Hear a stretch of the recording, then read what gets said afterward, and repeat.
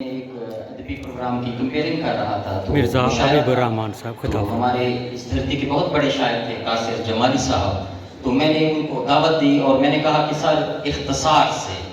تو وہ اسٹیج پر آئے، انہوں نے کہا کہ میرا نام حبیب الرحمان ہے اور جس طرح آپ نے اختصار کا مجھے کہا ہے تو میرا تخلص جو ہے وہ قاصر جمالی ہے. میں مقطع بھی نہیں پڑھتا، اپنا تخلص بتاتا ہوں. تو بات ہے السلام علیکم، اعوذ باللہ من الشیطان الرجیم، بسم اللہ الرحمن الرحیم.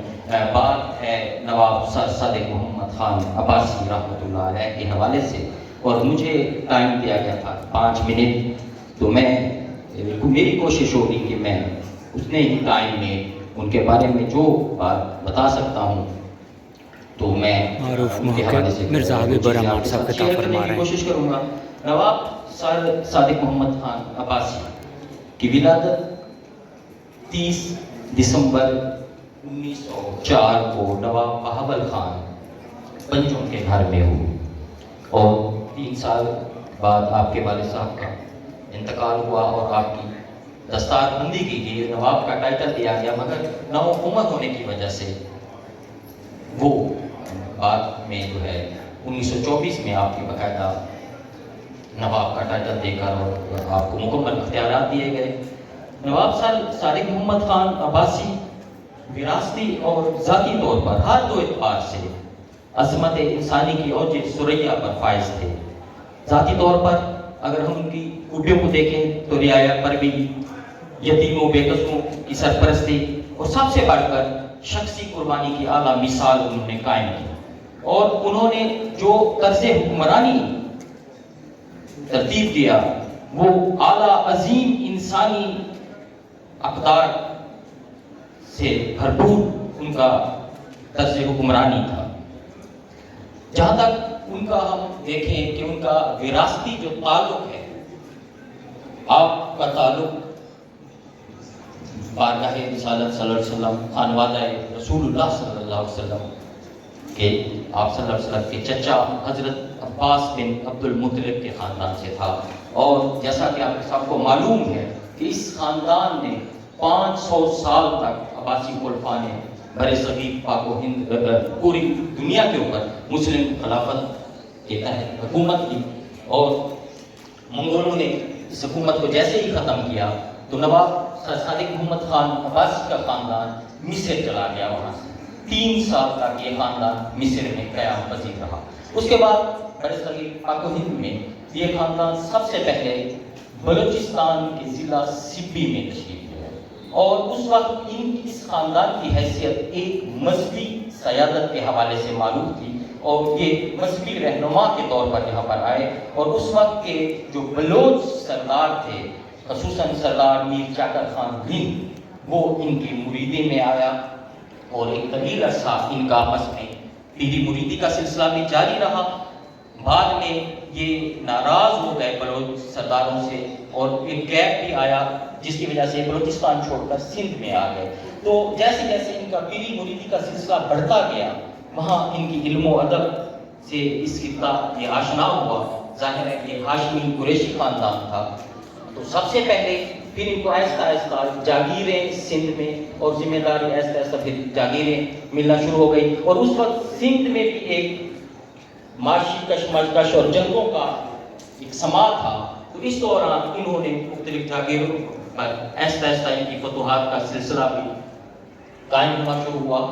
سب سے بڑا جو ان کو ملا کہ شہزادہ مراد، مغل شہزادہ مراد نے ان کے جد امجد نواب چنی خان کو منصب پنج ہزاری کے ساتھ ایک وسیع و عریض سلطنت دی اور ان کو اپنا مصاحب کی نامزد کیا. چنی خان کے بعد ان کے پھر 2 بیٹے امیر مہدی خان اور امیر داؤد خان 2 بیٹے تھے. تو فیصلے کے مطابق امیر مہدی خان جو تھے وہ اپنے باپ کے جانشین اور اگلے حکمران مقرر ہوئے، اور میر جو نواب داؤد خان تھے وہ روحانی حوالے سے اپنے والد کے جانشین ہوئے. لیکن امیر مہدی خان کے انتقال کے بعد اور امیر مہدی خان سے پھر یہ 2 الگ نسلوں میں ہوئی. امیر مہدی خان کی اولاد کلبرا عباسی کہلائی اور امیر داؤد خان کی اولاد جو تھی وہ پوترا عباسی کہلائی. داؤد پوتا سے پھر وہ آج ہمارے اس علاقے میں اس کو پوترا کہتے ہیں. تو یہ سلسلہ. لیکن جب امیر مہدی خان کی وفات کے بعد ان کے بھائی نے اپنے بھتیجے کے مقابل اس سلطنت کے اوپر قبضہ کر لیا اور سندھ میں داؤد پوتا حکومت کی قائم ہوئی. پھر ان کی معاشی اور اس طرح آپس میں جنگ و جدل کے حوالے سے کافی آپس میں ہوتا رہا، معرکے ہوتے رہے. وہاں سے جب امیر داؤد پوتا خاندان کو شکست ہوئی تو یہ مرید تھے کچھ شریف کے سلسلہ قادریہ سے. وہاں انہوں نے سفارش کر کے ان کو الہ آباد موجودہ ضلع رحیمیہ خان کے علاقے میں ایک ریاست دی، چھوٹی سی جاگیر دی، اور پھر یہاں پہ انہوں نے اپنی پہلی باقاعدہ ایک حکومت قائم کی. اور یہ بہاولپور ریاست کا باقاعدہ آغاز 1927 میں نواب صادق محمد خان اول نے کیا، جس کو بعد میں ان کے بیٹے نے دارالحکومت سن 1748 میں باقاعدہ پھر بہاولپور الہ آباد سے وہاں سے منتقل کیا. یہ ان کا کچھ خاندانی پس منظر تھا. نواب صادق محمد خان عباسی رحمۃ اللہ علیہ ایک اعلیٰ انسانی صفات کے حامل تھے، اور ان کی اگر ہم دیکھیں تو بہت سے واقعات تھے کہ جب آپ نے اقتدار سنبھالا وہ اس وقت بڑے صغیر کا انتہائی افراتفری کا دور تھا. پہلی اور دوسری جنگ عظیم، تحریک ہجرت کی ناکامی، الگ وطن کی جدوجہد، مسلم لیگ اور کانگریس کے آپس میں مسائل، یہ ساری چیزیں اس وقت موجود تھی. اور نواب بہاولپور، نواب صادق محمد خان عباسی ان ساری چیزوں کو نہایت باریک بینی سے دیکھ رہے تھے. اور انہوں نے اس وقت برے صغیر پاک و ہند میں تقریباً 600 ریاستیں قائم کی.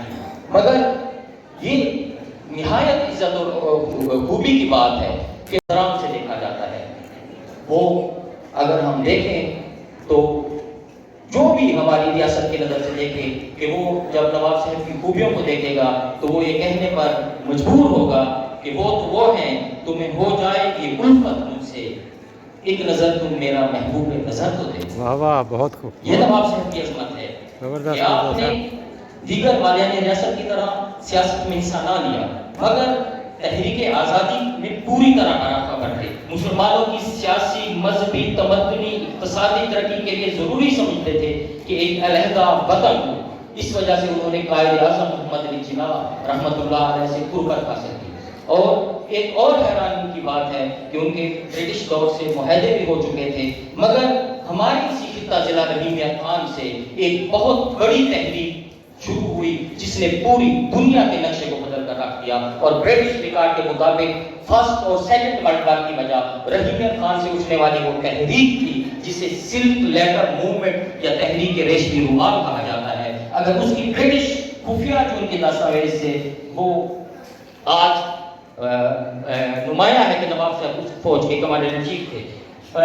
نواب صاحب نے سب سے بڑا کارنامہ ستلج ویلی پروجیکٹ تھا جو انہوں نے 3 ڈیم بنا کر اس خطے کو آباد کیا. اور مجھے جو سب سے بڑی جو آج کا اس کا پیغام ہے کہ نواب صاحب رحمۃ اللہ علیہ کا وہ عشق رسالت مآب رحمت للعالمین صلی اللہ علیہ وسلم ہے کہ جب مسئلہ ختم نبوت کا فیصلہ ریاست بہاولپور کو یہ اعزاز حاصل ہے یہ پہنچا تو نواب صاحب رات کو جج اکبر خان کے گھر تشریف لے گئے اور کہا کہ اکبر خان، اگر بارگاہ رسالت ختم نبوت کے لیے آقا دو جہاں کی عزت و عظمت کے لیے تمہیں کسی نے کچھ کہا تو اس کا ضامن میں ہوں، لیکن اگر قیامت والے دن تمہیں روز شفاعت کے موقع پر حضور کی گاہ میں حاضری ہو تمہیں سفارش ضرور کرنا. یہ اور صاحب سبحان اللہ، جس کو آج ہم کو یاد کرتے ہیں. نواب صاحب کا جو نشان تھا پیلیکن پرندہ، اس کی بھی ایک خاصیت تھی. مونوگرام کے اوپر صادق دوست لکھا ہوا تھا کہ وہ پرندہ جب مشکل وقت آتا ہے تو اپنا سینے کا گوشت اپنی اولاد کو کھلا کر جو ہے وہ علامتی طور پر انہوں نے بیان کیا کہ اپنی ریاست کو محفوظ کرتا ہے.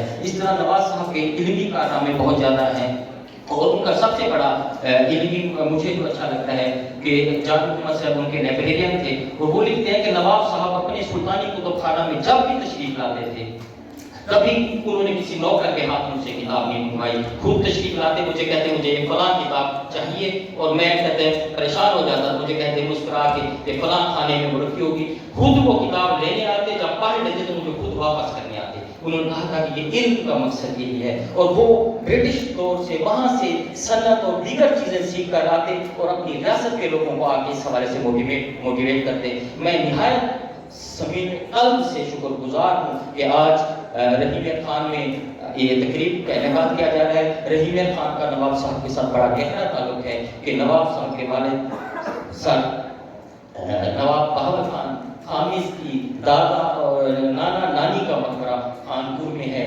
اور ضرورت سمجھ کی کہ آج وہ مقبرہ انتہائی شکست و ریخت کا شکار ہے، اس کو محفوظ کیا جائے۔ نواب صادق محمد خان عباسی کے ساتھ، نواب صادق محمد چہارم کے ساتھ، آپ کے دادا کے ساتھ انڈیا کے 3 واسرائے خانپور میں آ کے 6 مربع میل پر پھیلی قدرتی جھیل ڈھاڈو گاگڑی میں تشریف لاتے تھے شکار کے لیے۔ آج وہ ہمارے آسان مٹنے کو ہیں، وہ جھیل ایسا ایسا ختم ہو رہی ہے، ہم نے وہاں پہ کشتیاں چلتی دیکھی۔ اس طرح نواب صاحب کا ذاتی ججا سے ہمیں بنگلہ تھا وہ بالکل ختم ہو چکا ہے۔ یہ بھی میں ارباب اقتدار بیٹھے ہوئے ہیں، ان سے گزارش ہے کہ ان ہماری جو چیزیں کھڑی ہوئی ہیں، نواب صاحب نے جو افتتاح کیا تھا خانپور ریلوے اسٹیشن چاچا کا، ان کو بھی بحال کرنے کے لیے اس حوالے سے بھی کام کیا جائے۔ نواب صاحب کی تاریخ میں بہت کچھ بیان کیا جا سکتا ہے۔ خیر صاحب نے کہا تھا کہ کبس اداس ہے یارو، صبا سے کچھ تو کہو، کہیں تو بہر خدا آج ذکر یاد چلے۔ ہمیں خوشی ہوتی ہے جب نواب صاحب کا ذکر ہوتا ہو، مگر میں اپنی چیزوں کو مجھ سے بہتر خراج تحسین نواب صاحب کو اقبال نے پیش کیا تھا، میں انہی کے الفاظ پر اختتام کرتا ہوں کہ زندہ ہے تیرے دم سے عرب کی روایتیں، زندہ ہے تیرے دم سے عرب کی روایتیں، اے یادگار سطوت اسلام زندہ باد۔